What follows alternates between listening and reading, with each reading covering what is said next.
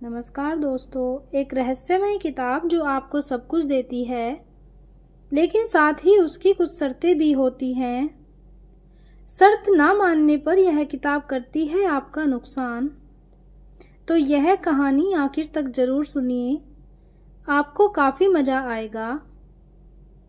सूरज अभी नौकरी की तलाश में है।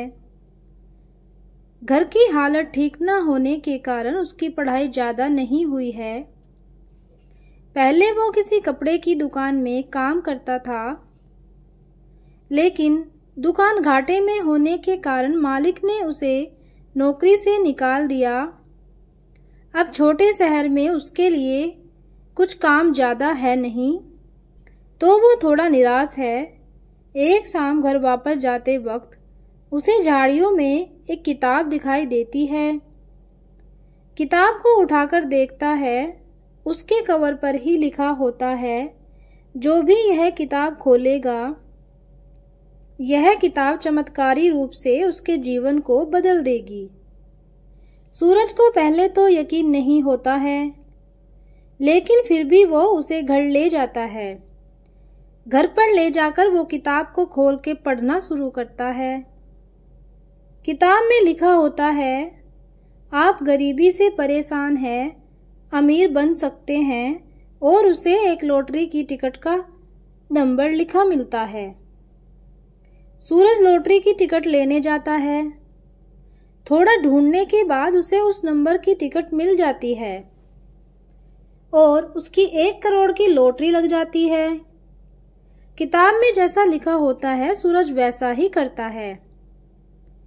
किताब उसे एक बस लेने को कहती है। सूरज वैसा ही करता है। धीरे धीरे किताब की मदद से 1 साल में सूरज की 5 बसें चलने लगती हैं। सूरज अब करोड़पति बन चुका है। समय ऐसे ही काम कर रहा था। सूरज की इनकम बहुत ज्यादा हो चुकी थी। वह पैसों के नशे में कुछ ज्यादा ही उड़ने लगा था। फिर एक दिन सूरज एक अहम नियम को तोड़ देता है। किताब की शर्त थी कि उसे रोज एक बार खोल के पढ़ा जाए।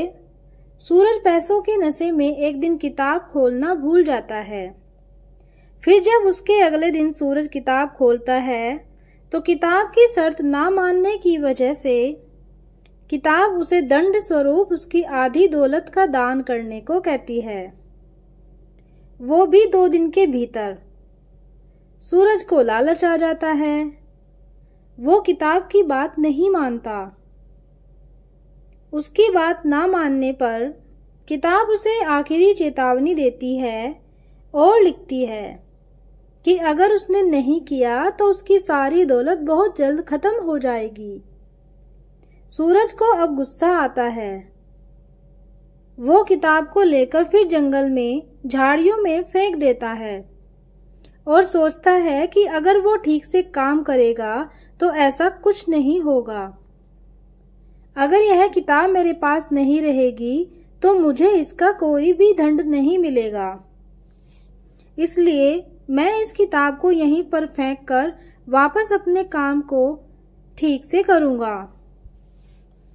लेकिन सूरज जो सोचता है, ऐसा कुछ नहीं होता।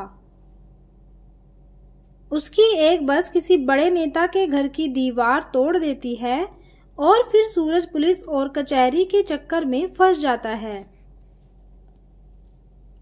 उसे जेल भी हो जाती है। धीरे धीरे किताब ने जो बोला वो होता है। सूरज फिर अपनी पहली सी हालत में लौट आता है।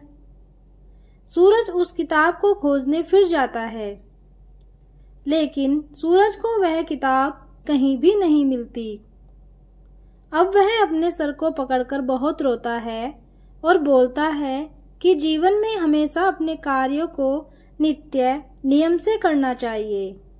आज मैंने मेरे पास जो कुछ था वह सब कुछ खो दिया, लेकिन उसे वो नहीं मिलती। शायद अब वो और किसी का भविष्य बदल रही होगी।